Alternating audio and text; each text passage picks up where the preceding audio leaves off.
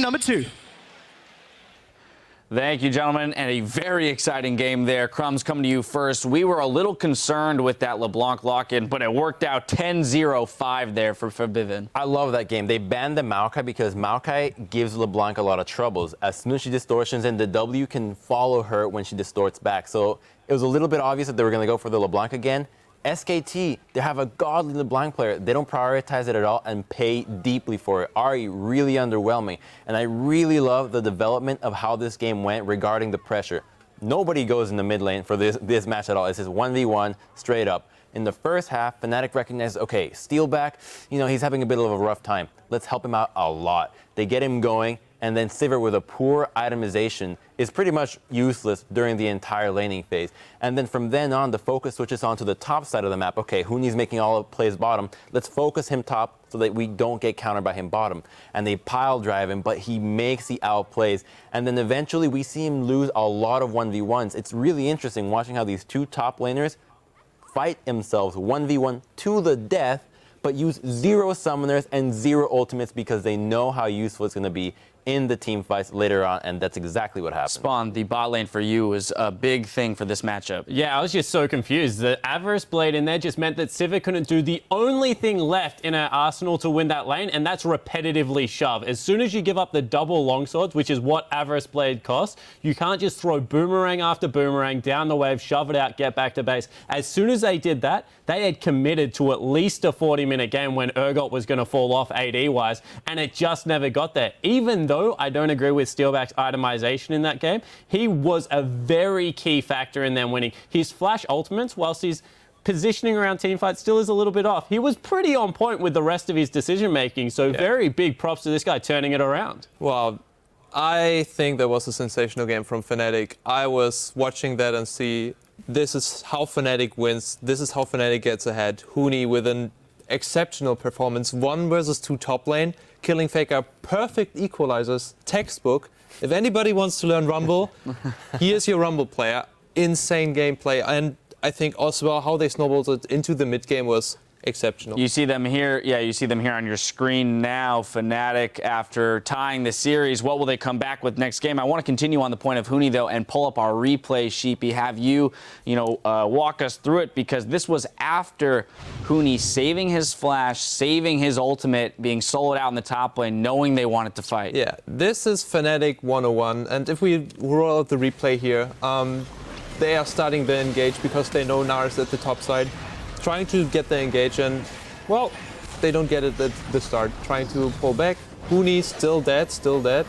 Bang starting the engage, and they know right now we're just waiting for the 2P to come. It's slowly starting, and Fnatic does. I mean, he's still dead for another 10 seconds. And they start to pile up on this, and we saw exactly the same position with EDG against Fnatic before. Perfect, and they pile up on it, and Huni comes with the TP from the top side on them, and my god, what a beautiful turn as well from Yellowstar and Rainover. I think Yellowstar, not mentioned much, had a fantastic game on Annie here, and maybe that's a ban that's coming out as well.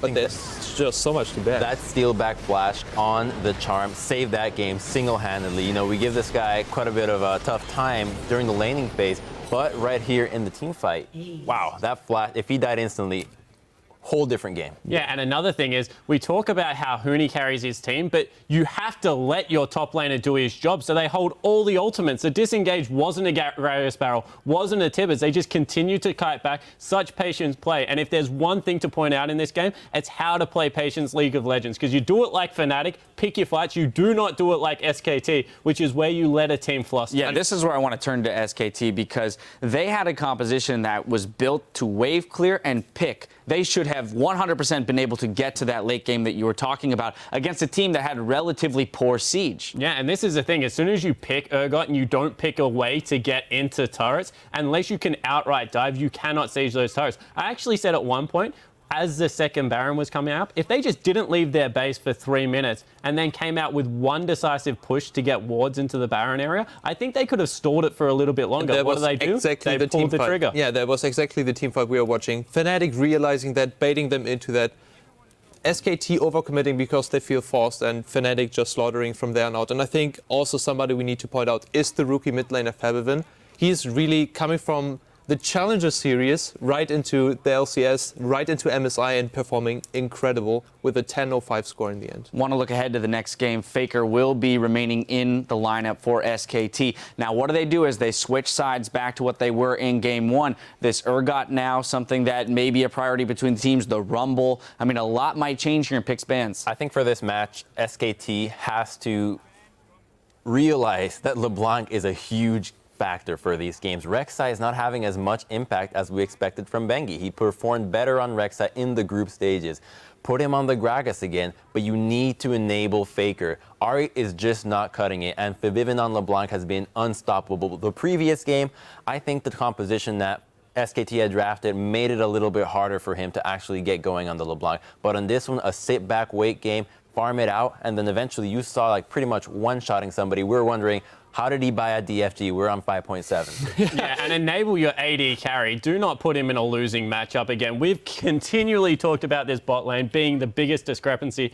Throw Bang a line. There's more than one person on your team. It's not a mid-game focused team anymore. Give this guy a winning matchup and let him go to work. Well, gentlemen, we have ourselves a series. If you're looking to join fellow League of Legends fans and watch the midseason invitational finals tomorrow, we've got you covered. Coca-Cola is teaming up with Cinemark Theaters to host viewing parties from coast to coast. Not only will attendees be able to catch that best-of-5 series on the big screen, but they will also take home a collectible Heimerdinger Cup. The finals will play at 15 different locations on May 10th. And for more information, you can check out lolesports.com/VP. Now, don't go anywhere because after this quick break, it's on to Game 3 between SKT and Fnatic. Stay with us.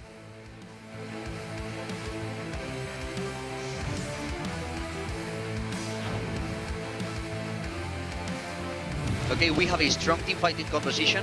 We have burst, we can catch, we have everything we need. Okay? So through communication and through warding. It's Korean on Korean battle, and it's Huni that wins! Huni takes down Faker in a 2v1, and Febiven once more, that's a double kill! Flame Spitters on and a 3-man stun! Yellowstar holds SKT under the tower, steal back 3-1 and 1! Go, Rek'Sai? Nice turn. Bengi's low, Faker's low, Bang's low, but it's Wolf that's down. Mahuni has spawned and he's dropped the equalizer on the back line to drop Faker. I can. I'm here. Chase. Nice! They are challenging the #1 team from Korea, and it's 1-1 Fnatic.